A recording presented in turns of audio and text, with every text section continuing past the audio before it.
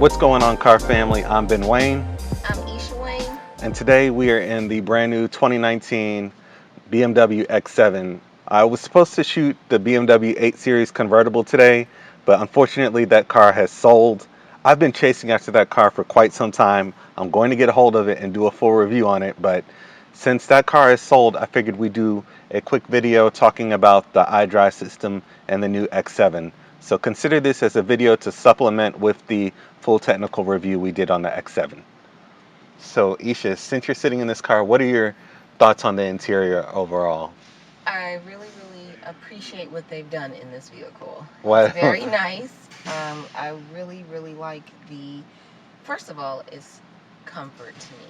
It's comfort. I immediately sat in here and it is enough room space for my legs, and women, ladies, you like to have your purse right next to you. So it's enough space to put my purse here instead of putting it here if I was driving.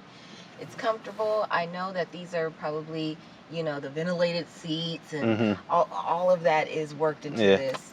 So my initial thought process, what actually stole me was this right here. Oh yeah, the gear selector. Yeah, that's a really nice cool. touch. Yeah. That's something I've never seen in any other vehicle. So I thought that was cool. But then again, I think that's depends on someone's personal, desire, if they like that look or not. So overall, Isha likes this car. Yeah. Just at a high level. The spec on this one is a carbon black, and it has a beautiful cognac leather. It looks exquisite. It's really nice. Alcantara in here. I don't really see any carbon fiber or anything.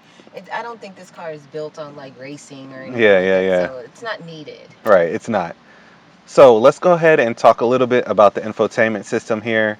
In BMW, you're getting a 10.25-inch touchscreen display. You can control it using the touchscreen or your gesture control, or you can use this simple iDrive control in the center of the console here. So I just wanted to talk with you guys through the menu here, and Isha also get your impressions on some of the features on the menu as well. So starting here, we obviously have the media, where it shows you, what song is playing, and I like how they also have the GPS navigation screen here. Yeah, almost like a split screen, so you can see both items at once. What I do like is that this screen is big enough. You already know I don't like a huge screen, although sometimes I feel like I can be blind on the road because having a tiny screen. Yeah. I don't like it to take up my entire... Like a Tesla. Okay, yes. He knew exactly what I was talking about. Yeah. But this is, I think, a great size. Yeah, it is.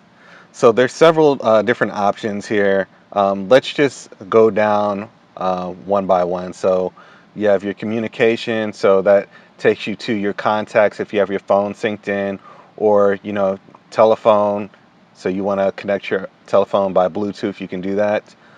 Let's go back. You have BMW Assist. That's nice. I know, it's a whole bunch of menus in here. Old OnStar or something, Yeah. BMW messages and mobile devices, so we won't get too much into that. Coming down, you have your navigation, so you enter in where to. You can set your home address and points of interest, contacts, and GPS coordinates, and so on. Now, is there anything specifically new about their navigation system? Because I am going to compare it to the one that was in the Mercedes with the actual view of the street and the turning. So the augmented reality, I don't think they have that in this one, but this is pretty good. Just look at how responsive this screen is. Just pinch it like a smartphone. Give it a shot. So I really love the high resolution and how easy it is to just move. It is a really responsive touchscreen. So of course you have all your inputs that you would in a typical navigation system. So it should be very intuitive and easy to use for anybody. So let's go down to car settings. There are a whole bunch of options in here. So let's start with vehicle status. So it provides you with a ton of information. You have your tire pressure monitor, your engine oil level, and different things and so on. You can even check your service schedule. And then, nice. Yeah, it's pretty cool. The car is off right now, so it's not going to give you much information there. And then, tire pressure monitoring. So you don't have to play a guessing game. Of what tire is low? Yeah, you don't have to play a guessing game of what tire is low. It tells you the information here for each tire, what PSI level they're at. I like that. So let's go back. Let's see. You have driver profiles. You can set different driver That's profiles. cool. So if we own this car, I would have my profile, and then then you would be the guest. oh, really? All right, Really? so you could put your photo there, you know, an avatar and I'm stuff gonna like remember that. that. Let's continue. All right, so let's go back, and then let's go back into car settings here. Just as long as you know you'll always drive. All right. Yeah, I'm used to that now. So you got driving information where it has your trip data. Depending on what trip you're taking, you can set that. Sport displays gives you information such as your G's, your lateral G's, how much torque you're putting out, how much horsepower you're putting out. What is this for? I What? mean, do you need all this information? No, you I don't. don't need it. But it's there if Okay. you want it. So I'm just trying to show the people that if this is what they want to do, they can do that. Yes, I don't. All right. Okay. It's not about what you need. I'm glad we're not outside because of that thunder, by the way. You have a driving style analysis, X view. So there are just several different features in here. Energy flow, stuff that I never even knew that you could get as far as information is available here. So again, a lot of this stuff will be grayed out because the car is off. All right, so let's go back to um, settings. And then you even have your digital owner's manual in case you have a question or anything. You can just scroll through here and find the information you want, right? So it's very, very simple and easy to use. And then a section for regulatory notes. So depending on where the car, what market the car was made for, you know, that information could change in here. So everything you need to know about the car can be easily found. So let's go into the settings menu. All right, there are a ton of options in here. You have door access. So look, you can even tailor the opening height of the tailgate in here. So if you wanted to open up only a certain amount, if you're in an area with low clearance, if you're worried about that, That's really you can cool. customize that. Wow. So you can do it for the upper tailgates or both tailgates. Remember, it's a clamshell design. That's cool. Yep. And then different settings such as locking automatically, lock after you start driving, unlock at end of trip, turn off vehicle after opening door. That is really neat. Or flash when locking and unlocking, and sound as well. So there's a ton of features in here that you can just help tailor this vehicle to meet your needs. You also have an option for interior lighting. So the ambient lighting, if you click this color here, The orange right now. we got orange right now. If you want blue, it'll change to blue. I really like the blue in this car. That's vibrant. If you want green With green contour. or white or green with white contour. Let's see what that is. Let's see what that is.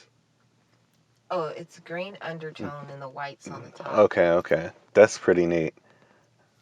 So I really like that. That is neat. Yeah. I'll leave it on blue because blue is my favorite color. So we'll go back. You have different controls for your seats. You can control each seat, driver seat, passenger seat, your second row seats, and seat and armrest heating. That's pretty neat as well. Yeah, that's So nice. you can control, you know, the heat distribution for the driver's seats and front passenger seat as well. Look, you even have a heated armrest. So that is really, Never seen that. that's really cool, isn't it? Yeah.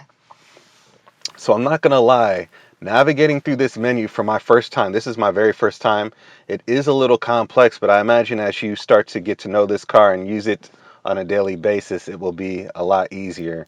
So this is your climate functions and then key button settings here. So there are a lot of different features here. Controls for your displays. So if you want to do sport mode, comfort mode, or eco pro mode, that allows you to change everything here.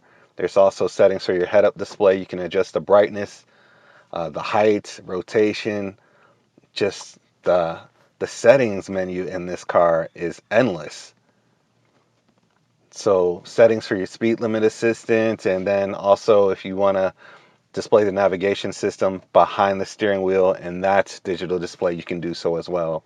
So again, that's fully configurable. And then you also have exterior lighting, so you can adjust how many flashes the turning signal has. Wow. So it's Yeah, either 'cause one time or sometimes, 3 times. yeah, sometimes it's. But in Atlanta, people don't use their turning signals at all. So if you're local, I imagine you'll never see this menu here. Right? Then you have your driving modes, sport mode, Eco Pro, and again, different settings for your driving dynamics here. So it's really just amazing how there's just options for everything. It's really crazy. And then general settings. So your sound settings, settings for your gesture control or your touchpad if you want to use that. Driver attention camera. Remember in the full review I said that there was a camera located behind the steering wheel and it's watching you while you're letting the vehicle use some of the autonomous features. It's making sure you're paying attention.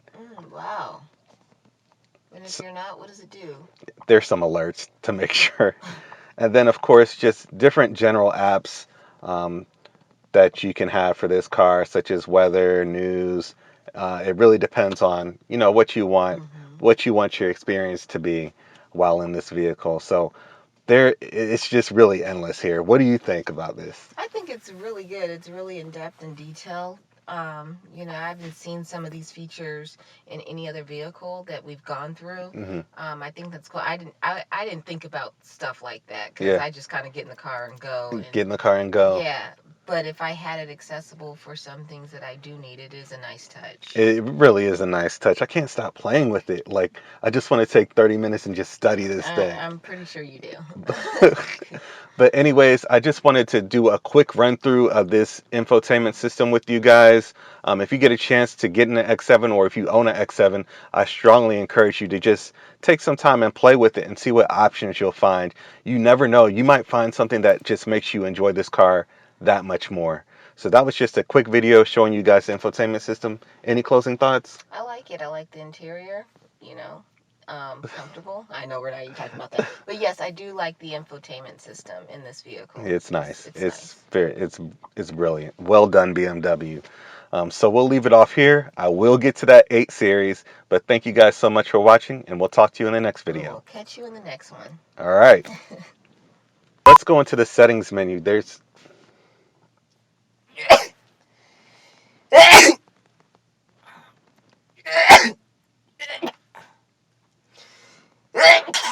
Excuse me. bless you.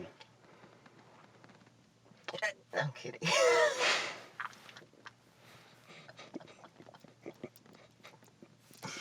You just need to do that as bloopers. Okay. So let's go into the settings menu.